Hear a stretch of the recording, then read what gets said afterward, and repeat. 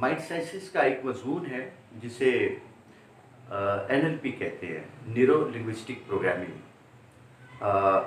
जैसे कि आप सब लोगों को मालूम भी है कि उसके अंदर मैं पाकिस्तान के अंदर उसका मास्टर ट्रेनर हूँ और अल्हम्दुलिल्लाह मुझसे बेशुमार लोगों ने ट्रेनिंग हासिल की है एनएलपी की। और उसमें आज हम बात करेंगे एसोसिएशन और डिसोसिएशन की।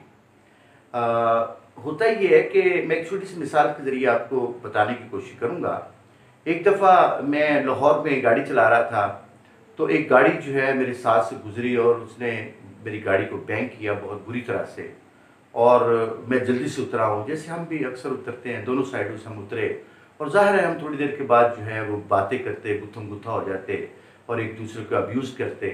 तो एक शख्स जल्दी से आया, उसने आकर के जो मेरा बम्पर था, उसने जल्दी से उठाया, ज़मीन से उठा कर के उसको 2 दफ़ा ऐसे लगा के और उससे हाथ से उसको दबाया। तो वो ठीक मुझे महसूस हुआ कि मेरा तो कोई नुकसान ही नहीं हुआ।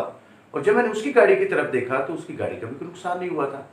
अब हुआ क्या कि हम लड़ते, झगड़ते वहाँ पे, एक दूसरे को बुरा-भला कहते और होना ये था कि उसके बाद हम थोड़ी देर के बाद जो है किसी थाने में, किसी कचहरी में, किसी एफआईआर का हिस्सा बनते और एक लंबा एक प्रोसेस चलता।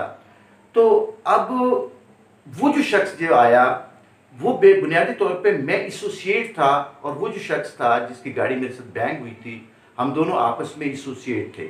लेकिन वो जो शख्स था जो आया, जो अपने काम करता हुआ पास से गुज़र रहा था, उसने आकर के जो वो बम्पर था, उसको उसने उसको असली हालत में उसी तरह से कर दिया। तो बुनियादी तौर पे वो डीएसोसिएट था।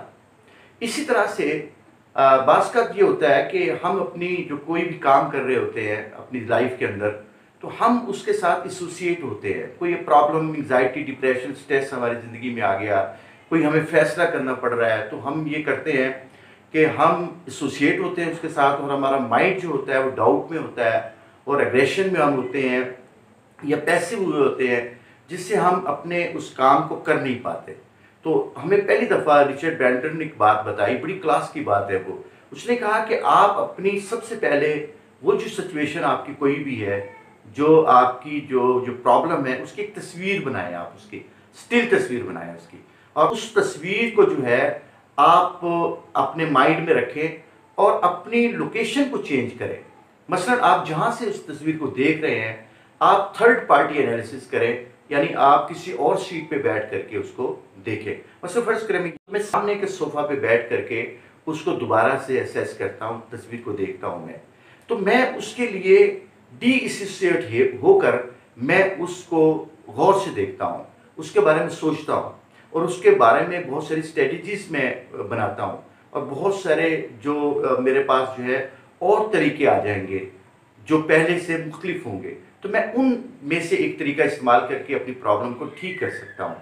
होता ये है कि हमारी जो भी सिचुएशन होती है, हम उसको अपने एंड से देख रहे होते हैं। हम तीसरे आदमी या तीसरी शख्सियत या तीसरा कोई भी पर्सनैलिटी है, उसके एंड से चीज़ों को नहीं देख रहे होते।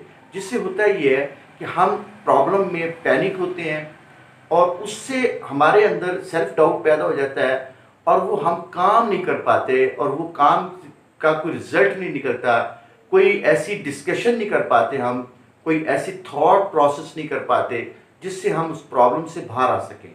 तो अगर आपने भी एनएलपी की कोई ट्रेनिंग लेनी हो, तो आप हमसे ले सकते हैं, क्योंकि पाकिस्तान और पाकिस्तान से बाहर हज़ारों जो लोग हैं, वो इस ट्रेनिंग से फ़ायदा उठा चुके हैं और अभी भी हमारे साथ बहुत से लोग मुंसलिक हैं। Thank you very much.